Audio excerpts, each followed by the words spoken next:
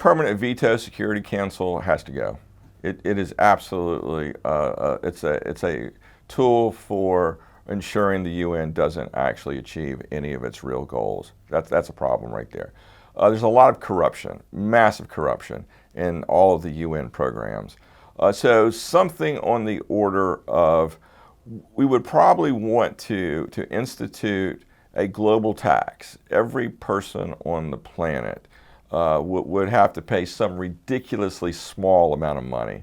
I mean, let's call it 1%. Let's call it half of 1%. Let's call it a quarter of 1%. Some ridiculous small amount of money. But when you take that number and you spread it over 8 billion people, and as of November 15th, we're going to have 8 billion people on the planet. And as of 2030, we will have 9 billion people on the planet. So somewhere between that 8 and 9 billion is the number of folks that we are going to be dealing with during either a 4 or 8 year Quigley administration. It's a lot of people. So we reach out to everyone around the world and we collect that, that very small amount of money. And of course, people who are obviously poor, living in communities that have zero, well, they're not going to have to pay because they don't have anything to pay. But those are in fact the people that we're most likely to be helping. And then at some point in the distant future, when we help these folks develop a sustainable basic economy, like the Amish, then they too would become, payers of that, half of 1% tax. So we'll call it a UN 2.0 tax, whatever it is. So the reason why we talk about that is because the UN does not have proper funding. Okay, it does not have proper police powers, and it's got 5 members that have veto powers, which means that nothing of significance is going to get done around the planet. So a new UN will be focused on those 2 main areas.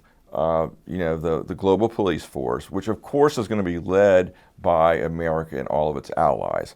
So every West European country is going to be a member. Every NATO country is going to be a member. Every East Asian country is going to be a member. Australia, New Zealand, most of Latin America, even African countries. I mean, participation in that police force is going to come from everywhere.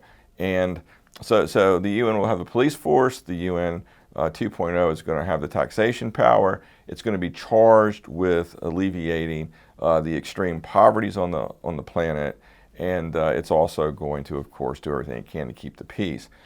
And that's it. I mean, it's a very narrow jurisdiction. It's not going to take the place of any national or local government, although the Quigley administration will propose that the new home base for the UN 2.0 is here in Washington, D.C.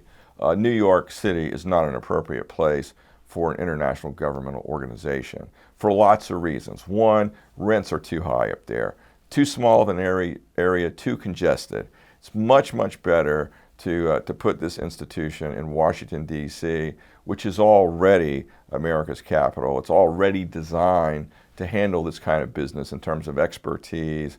All of the embassies around the world, countries have an embassy here in Washington, D.C. So that's sort of in a nutshell, that is what the Quigley administration will do with the UN 2.0.